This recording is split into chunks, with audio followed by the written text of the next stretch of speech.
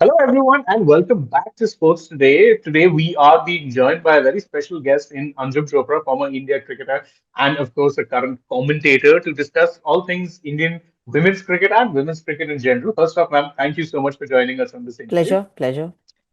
But so, ma'am, the WPL has already obviously started, and how do you think the energy has been so far, considering the fact that this is going to be the first WPL played after India's World Cup glory? It's been impressive. I think going back to DY Patil Stadium, going back to covering cricket is always, I think it's been very much an emotional, happy emotional comeback to that same ground, if I can say that. So it's been nice. And I expected the WPL to be probably a little better than what we saw. Not that the last season was bad. No, I'm not saying that. But I'm saying from season one to two to three, we've seen a growth and an advancement in especially the manner in which the matches have been played, the scores as well. So I expected the same thing in season four. And yeah, we're getting closer to that 180, 189, 5 or 200 scores, average scores. So that's just been absolutely good. Absolutely. And also, this is the first season of the WPL we've seen whereby teams have had to kind of reset for a mega auction. Who do you think actually started out or did the best in terms of the auction? And who do you think perhaps could have done a little better? Mumbai, absolutely. I think they don't change much and they don't believe in changing much unless there is something which is required. They let go of, they had to let go of a few players, but they broke the bank to get back Amelia Kerr. They were very happy getting back Shabnam Ismail. And look, again, if it's been a winning combination, why would you want to change too many things around? So I feel you can get into an auction and get new players, but if you can keep that core intact, those main players intact who have been a part of your playing 11 or playing 12, then I think you've done really well. Absolutely. And also, there's so much focus now on women's Indian cricket as a whole now. And don't forget, this year is also a T20 World Cup year. Whilst there's a lot of talk about the fact that we are hosting a T20 World Cup on the men's side, the women will also be playing a T20 World Cup later this year. Do you think now, having already won one ICC tournament, that that mental barrier is kind of gone? And so they would be starting one of the key favorites? You can actually see it in the body language of the players. You know, the way they are moving around. Probably before the WPL, the best example was when they were playing against Sri Lanka. Yes, it was very much a one-sided contest, but the manner in which the girls were playing, the manner in which cricket was. They were in a happy space. They are still in a happy space, although now they're not playing as Indian cricketers. They're playing as respective franchise cricketers. But that confidence is there. That body language that I spoke about showcases that very clearly. And that will continue. The moment they come back into the Indian kit, that will continue. But yes, it's also up to the individual players how they manage to get that confidence high again in a different format. Few players, we've seen the shift happen. But for others, whether it's the bowling or the batting, I guess the fact that you need to come back into that same mindset of how we need to perform because of the change of format. The moment that comes back, I'm sure this Indian team will be back in a very good space. Absolutely. And do you see any major concerns or even minor concerns for the team ahead of that tournament? Considering at times we have seen that in T20 format, sometimes upping the ante has been an issue, for example, What has been an issue? upping the ante in terms of scoring at times. That will always be a very constant improvement that every team has got to make. The fact that we've become world champions, rightly you said that that thought of how to cross that main or the last hurdle that has come through in a nice way for us with the result. So they will know how to combat these challenges as well. It's about finding that perfect mix or that right combination, and also the fact that you can deliver. So T20 is all about power, timing, and making the most of that one delivery that you can. I won't say that India has loads of those players. They can just shuffle the batting order, like probably have that flexibility of having a Richa Ghosh sent up or down the order. But it's getting better with every passing day. It's getting better. Absolutely. And do you think this is something a lot of players also spoke about after the World Cup, that a tournament like the WPL, high stakes, knockouts, actually helped them cross that final hurdle? This is something I remember Harman and Smriti both talking Mhm, about. mhm. Yeah, it happens. Yeah, it's about it's about competing with the best, and it's but natural. Either you are in the race or you're out of the race. If you're out of the race, then obviously there is no competition. But if you're in the race, you can't be running last every time. So there are facets within an individual's capacity and in how you prepare for a contest that you will obviously become better. There is no other way. If you're in a competition, you will become better. It's up to you how much time you take to become that good a player or that match winner. India's always had that talent, but it's about bettering that talent. You see girls hitting the ball a long way. It doesn't really matter where the boundary finishes. Look at most of the sixes that are going. They're landing up in the seats. They're landing up in the galleries. Not only of Indian players, even international players. So that is upping the ante. You don't get there overnight. Mindset is something that we've always spoken about and consciously worked upon. So it's about work in progress. It's just that you won't stop. If you become a World Cup winner, you will constantly keep improving. Absolutely. And I do think you're talking about, being in competition, and this is just a hypothetical thing, so bear with me here. Do you think that lack of competition is something that eventually led to Australia kind of losing the top spot because they were so dominant for so long in women's cricket, but they were so dominant that they pretty much ate all the competition. And so after a point, it's a case of, iron sharpening iron, for example. What do you think? I feel Australia is still miles ahead of very many teams in world cricket. Let's not take away the fact that they didn't win an ICC trophy in the last couple of years doesn't mean that they're not a good side. The kind of domination they've had at world cricket is second to none. And we all started, as in especially men's or women's cricket, we all started playing cricket at the same time. We all started competing at the same time. All nations is what I'm reflecting on. But they have managed to go, ride on that high of having ICC titles in all formats, more than any other cricket team in the world. So you can't take away that fact. They are a very good unit. They're always a force to reckon with. They get the best of the opposition. All that is very fair and clear. But I still feel, it's nice to have a target in Australia in the manner they are, because once you have a target, you want to get closer to that target, and that's what Australia has done. They've set a benchmark where other teams are trying to achieve it. Sometimes they overhaul it, sometimes they don't, but at least there is a good and a healthy benchmark set. Absolutely. And, this is something of a personal question, but one I remember had gone really viral after the World Cup final.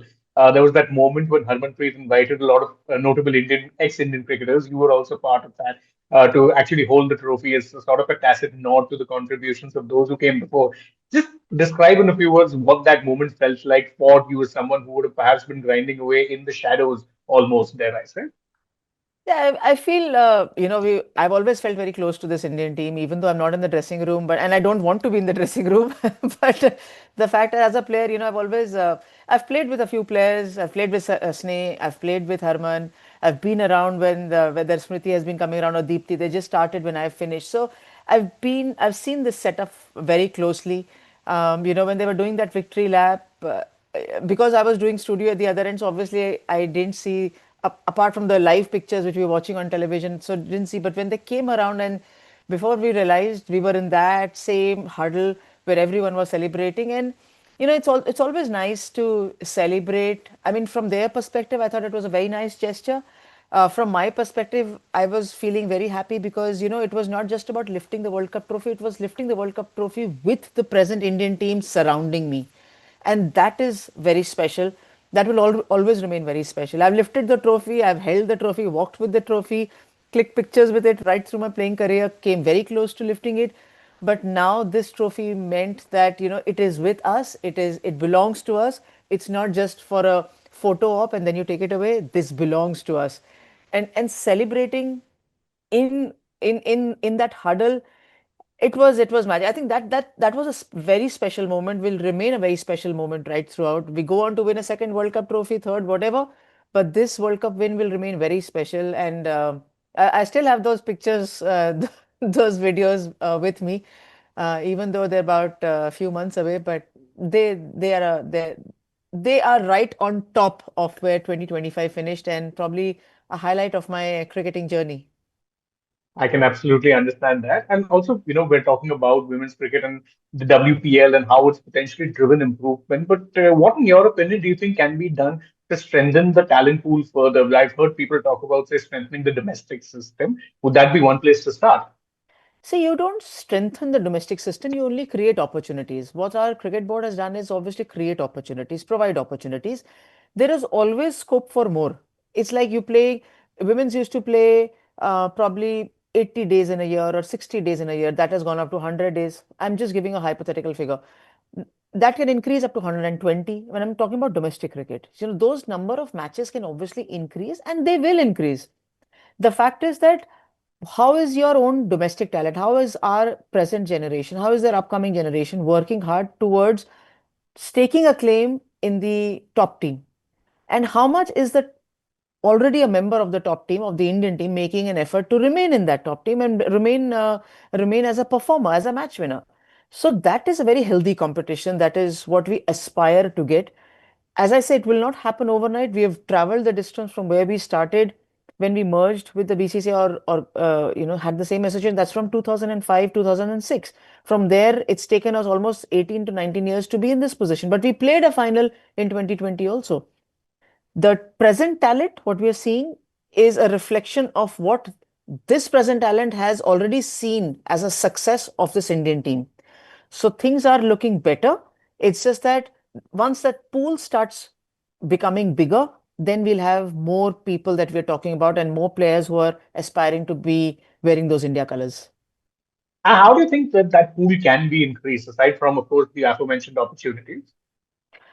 Play more matches. Apart from first class cricket, I feel it's not only reliant on domestic cricket with that BCCI conducts. It's about going and playing friendly matches, going and playing matches in other cities, and playing matches against better opposition. When I say that, I mean, right through my playing career, I used to play a match almost every weekend in the boys' team, in the men's cricket academy. So even if you're going out there and batting against a quicker bowler or a better spinner, or bowling to a better hard hitter than what you have already faced in the nets, you will only become better. More importantly, you will improve your match temperament. Then you will know how it feels when you get hit for, say, 20 or 30 runs in an over. And it also feels how it feels when you lose your stump when you're facing another quality bowler. So then you go back in the nets and you work hard at it. It's about not just practicing, it's about perfect practice. So every player has to understand what is practice, what is perfect practice, how can I become a quality fielder, how can I improve my fitness better, and how is it that I can become better each day with every passing tournament, not reliant on somebody else, not reliant on my state to organizing a cricket tournament. I will become better and I'll keep testing my skills even where I am practicing. So I feel it's all, I've always felt it's a lot to do individually. Cricket is a very much of an individual game. You play together when you come into a team. So individually, you can work hard. You don't need 11 people around you to work hard. So that is what I always feel should be done. And if it's done, well, the results will be there. Absolutely. And lastly, just to conclude this interview, obviously, we always talk about Indian cricket and its biggest stakeholders. It'll always and forever be the fans. And, the fan support that we saw for the women's cricketers, not just after the tournament, but even during it, was next level of the charts. Is there any sort of message of sorts, a positive one you'd want to give to fans when it comes to continuing on the support and making sure it's not a one-off? I guess, we are a country where we only associate with match winners. And I don't blame us because, we have so many in our country, which is a strength. And if we can deliver and become world champions and win consistently, I think people will just follow. We love champions. We love to follow champions. The growth of the women's game is a great example in the present context, how it has literally taken to the next level. It will only increase. There are so many areas apart from just you and me talking that people, assist in that more number of people watching it. So that will help and that will grow. My only concern happens when the team does not do well. So probably your question reflects on the time when the team is not able to deliver the results and not become champions. What happens then? We only keep faith and we just keep following. I think you don't need to tell the audience or the world as to what they need to do. They'll always turn back and say, we are an audience, we know what we need to do. You are the ones who are giving us those smiles. So you turn back and reflect what you need to do. We will just follow suit. Absolutely. Ma'am, thank you so much for joining us on this interview. And to all of our subscribers joining us, if you enjoyed it, please show some love, like, share, subscribe, tap the bell, also follow us on socials. And thank you once again. Thank you.